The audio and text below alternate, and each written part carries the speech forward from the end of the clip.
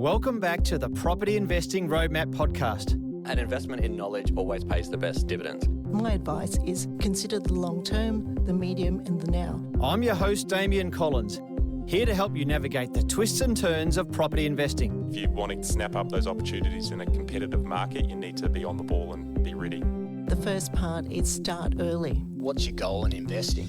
In Season 2, we're shifting gears to accelerate your journey through 9 key steps to financial freedom. From research and strategy to creating a model property portfolio, this is your step-by-step roadmap to building an income from property for life. Welcome to our final episode in this journey through the 9 key steps to growing an income from property for life. We've covered everything from research to property development, and now we reach the ultimate goal, which is financial freedom. Today we're welcoming back Fran Hughes, who's an award-winning financial planner, author and mini-retirement specialist. Fran and I will discuss how to turn your property portfolio into lasting financial freedom. We'll explore practical strategies for retirement and celebrate what true financial freedom means. Welcome, Fran. Hello, Damian, and thank you for having me again. No, good to have you back. Now, mini-retirement specialist, tell us about where you're at in your mini-retirement journey. You were just telling us off air before we started, doing quite a bit of travel. So tell us, what does mini-retirement mean to you? Yeah, Damian, I realise, and you probably relate to this, is once we kind of get to a particular age, there are some non-negotiables and the things you really want to tick off the box. So when I looked at my life expectancy, I calculated that I had 12,636 days left. Don't know about you, but that probably just caused a little bit of panic on my behalf. But however, so my non-negotiables were I didn't want to waste a day. And my negotiables were the 3 key things. I wanted to travel. I wanted to kind of, be of service. And the third part is I want to spend as much time with my loved ones as possible. Well, that's great. And no, I won't be counting the days because men live shorter periods than women. So I've probably only got 3,000 days left. So no, hopefully I'm joking when I say that. Hopefully I've got 12 to 13,000 or more days left. But yeah, it's interesting, isn't it? I've read a book actually called 4,000 Weeks, which is, that's if you live to 80, that's roughly what you get in your life is 4,000 weeks. So I think we should all appreciate those days and weeks much more than we actually do. But now when you're working with clients, how do you define financial freedom for them? What's your process of working towards their goals? Yeah, financial freedom, and that's a great point, Damian. When we kind of map out what financial freedom is and really define it, it's different for different people. And so if we think about the digital nomads that are currently kind of living their financial freedom life, they just want to get paid for travel and being mobile. When we think about business owners, they just want the freedom to be able to step away from the office or the day-to-day grind and have their business kind of just running on rails. But for someone who's kind of turning 60, 65 and looking into retirement, ultimately it's about the freedom to be able to do more and being financially supported. Now, even then, I drill down to the male versus the female. So the male, for example, might want to know that their money will last them for a long time and allow them also to keep doing what they want to do, including travel. For the females, more travel, but more importantly, can they buy those gifts for their loved ones? That's really what's important to them and not lose the house along the way. Not Chanel handbags, it's gifts for other people, is it? It's gifts, Damian. Okay. Now, I guess I've read some of those studies by the different retirement groups that say the people can live on 60-something thousand, I think is about the number. But to me, that seems pretty light on. Do you think many of your clients could live on 65,000 a year in retirement and do all those things you said they could do? Yeah, I also have come to know that at different times of your lives, you might need a little bit more and then a little bit less. But I'll come back to that, the different stages of your retirement life. But ultimately, according to the Association of Super of Australia, it suggests, so Damien, it suggests it's $72,000 a year. That's after tax money, right? So that's $6,000 a month that a retiree needs, that is a couple, throughout their retirement. And that's to live a comfortable lifestyle. Yes, it does include the travel, but in my experience, if you're looking for more the luxurious travel, that's a little bit more, and it does take a little bit more planning. Absolutely, yes. So if you want 3 weeks in Europe, then you want to fly at the pointy end, 72,000 is probably not going to do it for you. But if you're more frugal and maybe Bali is your destination with a low-cost airline carrier, maybe that'll work out for you. But now, I want to talk about how you treat debt for your clients in retirement. So let's just give an example, as we did in the book. Chris bought a property at age 40 for $500,000. He had a $450,000 loan. By the time he got to age 60, that was worth about $1.6 million. But of course, the loan was still sitting at $450,000 because it was interest only. Obviously, that's the great thing, whether it's shares or property. That's obviously the ultimate outcome. Your debt will stay the same and the assets will grow. But how do you treat debt in retirement? Is it something that people must categorically pay off, or is it just depend on the person's circumstances?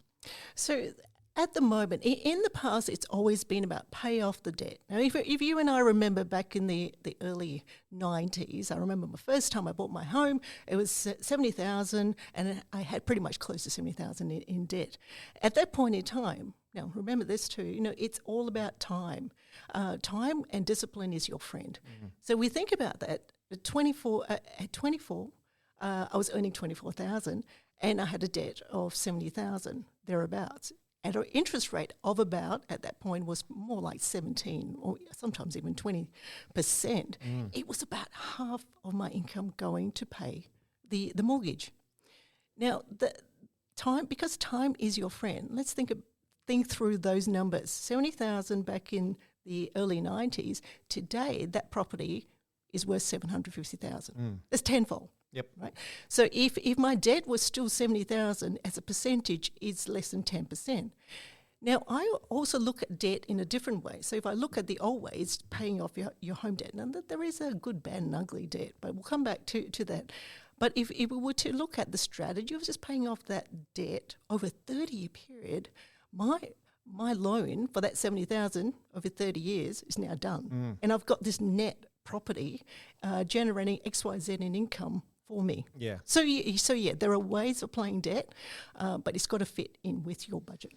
I guess the way I look at it is that, we talk about good, bad and ugly debt, and obviously the home loan is, it's great to have a home, but the non-deductible home loan debt is always the most painful because you've got to earn money after tax to pay that off. And to me, it kind of makes sense. I think ideally in a retirement period, you wouldn't have any debt on your home. But the investment properties is always interesting because if you, let's say, have maybe 25, 30% gearing against your properties, when you've got to that phase, if you sell, you might find, yes, you'll pay off the debt, but you're also going to pay agents' fees, which is fair enough, but lots of capital gains taxes as well. I know, you can maybe stagger those over the journey so you're in a lower tax bracket, but I guess it's something that comes down to individual circumstances and people's willingness to maintain debt. And I guess the other thing too is the cash flow on it. If it's a commercial property, it might be positively geared on that debt.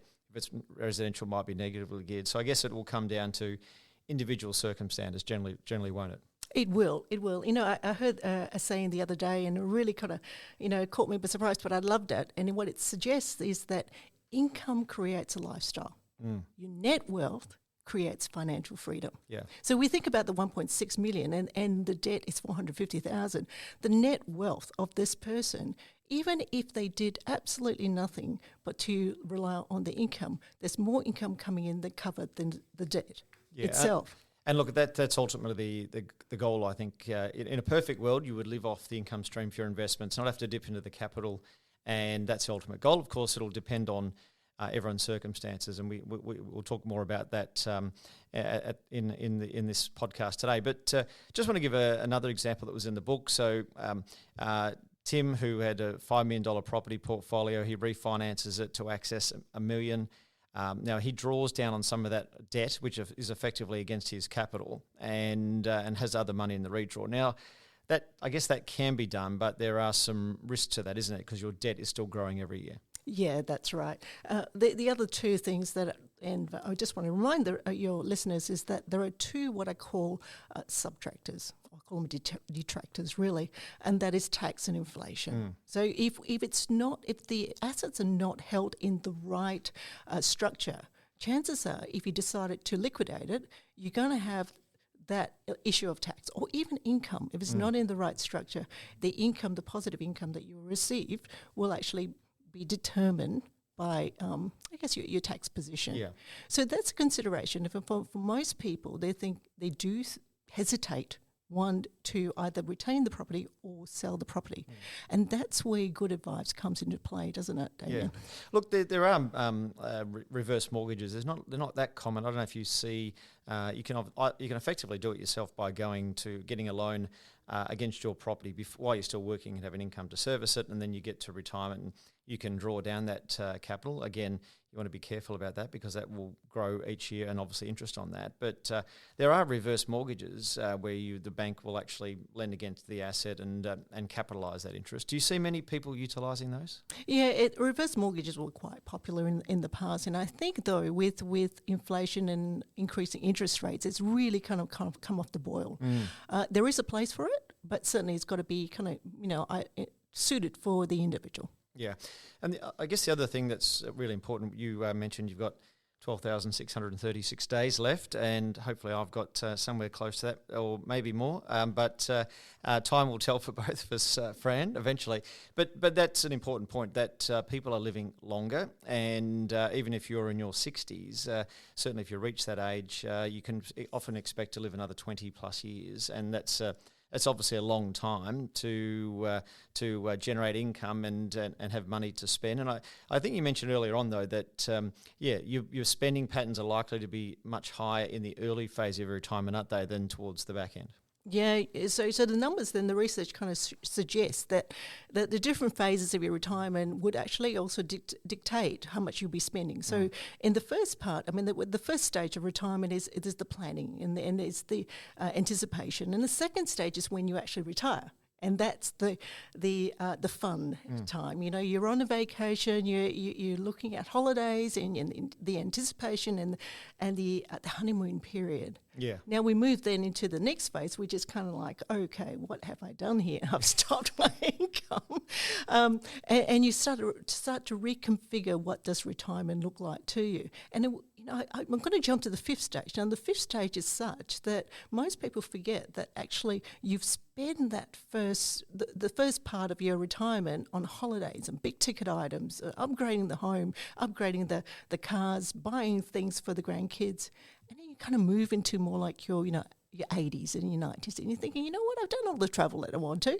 Actually, traveling 14 hours on a plane is not going to cut it for me. In fact, I'm just going to stay home and be that really, quiet lifestyle. So they're the different stages of retirement that we forget about, and actually the cost of living then starts to drop. In fact, the numbers suggest that at the modest income that we referred to before, which is $72,000 a year, $6,000 a month, actually drops to less than $5,000 a month. So $60,000 a year.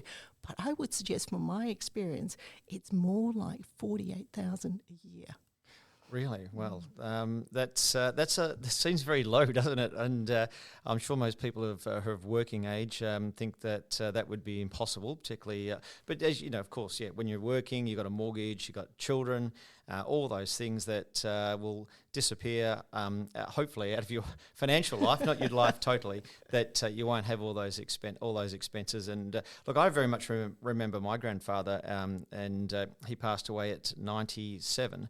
He towards the end there, he had a superannuation, and he was taking an annuity income, is the way it was structured. And he got I think he was on something like 50,000 a year.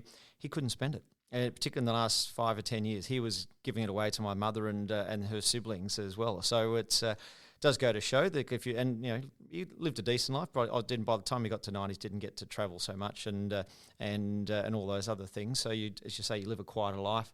You're probably not going to Bali and all those things when you get into your 90s. So, what do you advise clients when they get to retirement? Let's say you don't have enough capital to live on the income, which we'd all love to have, and that's ultimately what the goal of investing is, but you've got to sell down. How do you determine which assets to sell down to start funding lifestyle and retirement? Yeah, that's a great point. I look at it through three buckets, right? The now, the then, and the future. So the future is more your retirement, superannuation environment.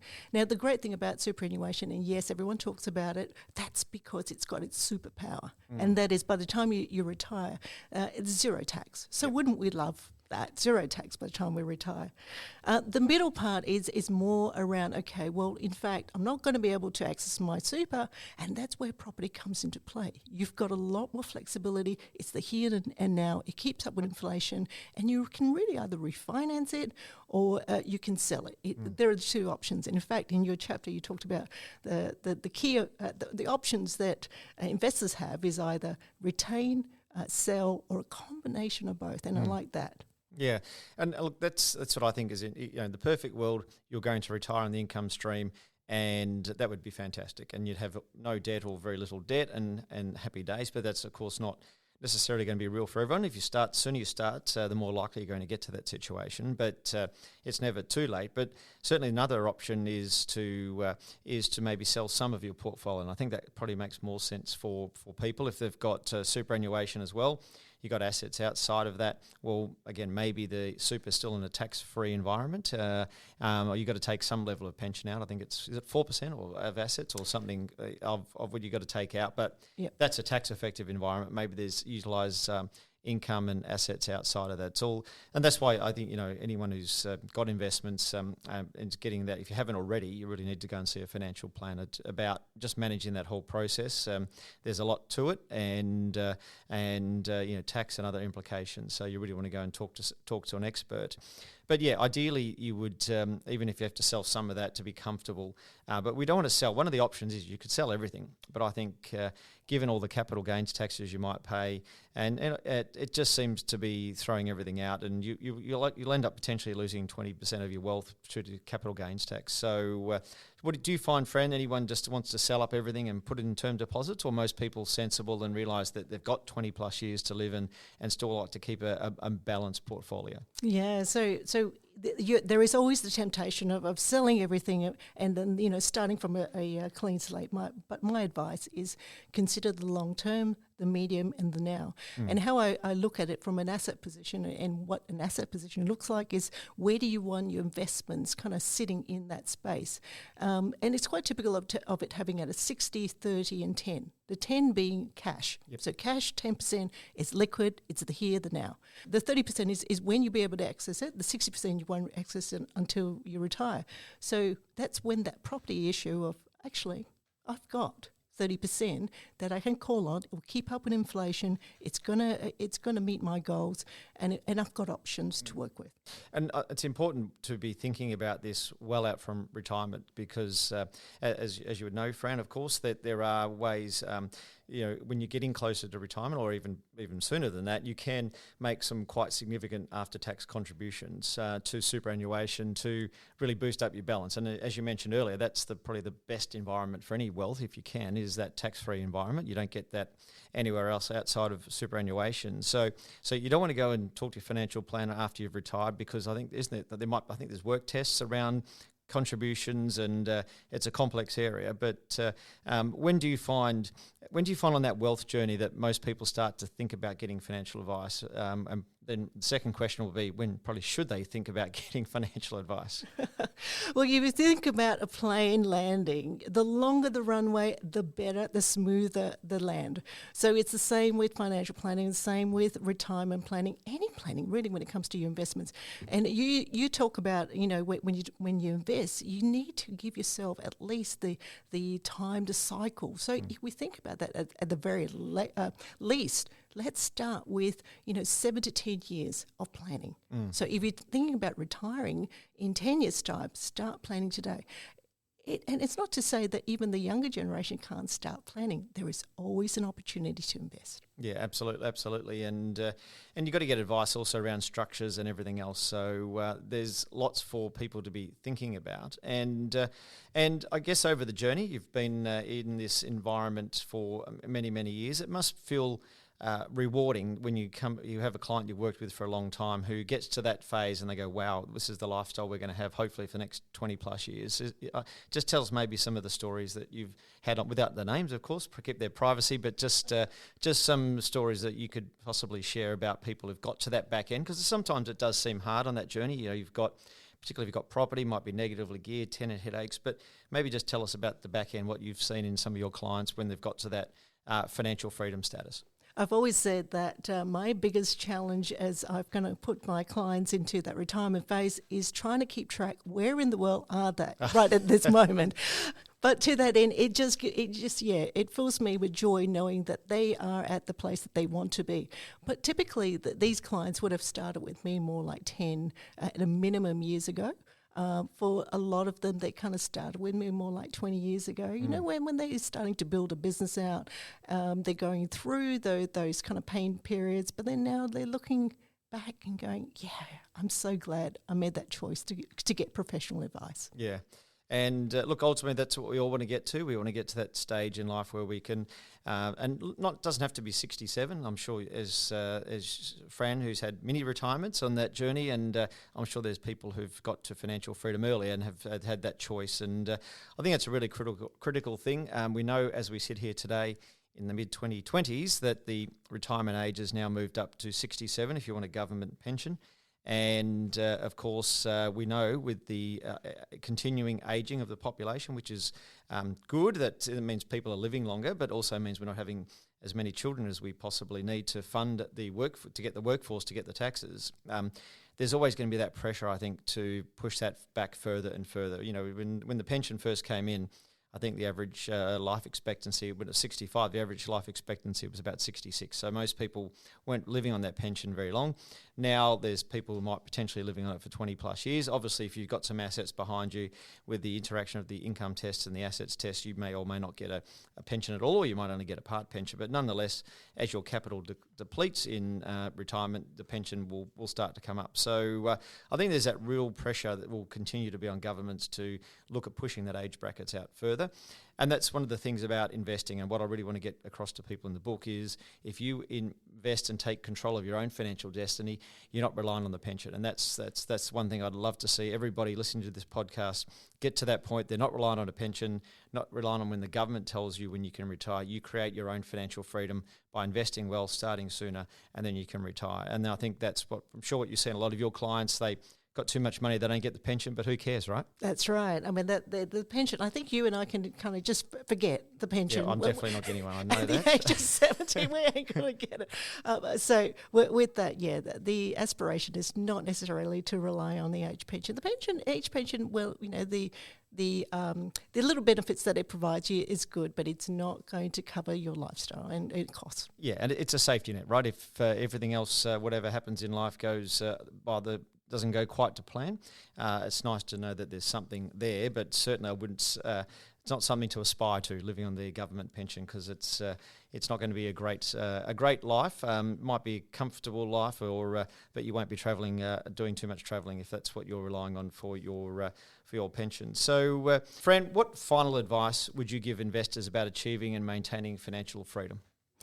Damian, I would say the first part is start early. And the second part is you don't have to do it alone. In your chapter, you talk about that you can actually seek professional advice from others. And the third one is be clear. I mean, you can design the life and retirement life that you so wish, and don't think that it is out of reach. Yeah, absolutely. And thanks, Fran, again for rounding out our journey today. As we've discussed, achieving financial freedom through property isn't about selling everything or retiring at a set age. It's about building a resilient, flexible portfolio that gives you choices for life, and whether that's living off the rental income, refinancing strategically, or optimizing your holdings, it all starts with a clear plan and smart long-term decisions. And as Fran mentioned, you don't have to go it alone, whether it's property advisors, whether it's financial planners.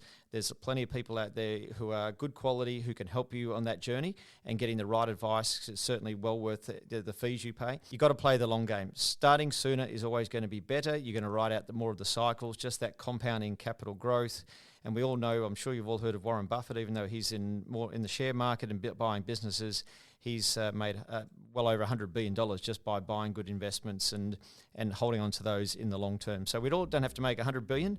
A couple of million will get us, most of us, through a very good retirement. So that brings us to the end of our 2-series journey through the 9 key steps to growing an income from property for life. Along the way, we've covered everything from research and strategy to property development, property management, and ultimately reaching financial freedom. We hope you found these episodes valuable in helping you plan and take action towards your own goals. Thanks for joining us, and stay tuned for more property insights to come. Thanks for tuning in. If you're enjoying the podcast, please take a moment to rate us to help others discover the show. Please note that the information shared on Property Investing Roadmap is general in nature and doesn't take into account your individual circumstances. The information is for educational purposes only and should not be relied on for investment or financial decisions. Always seek professional advice before deciding whether to invest.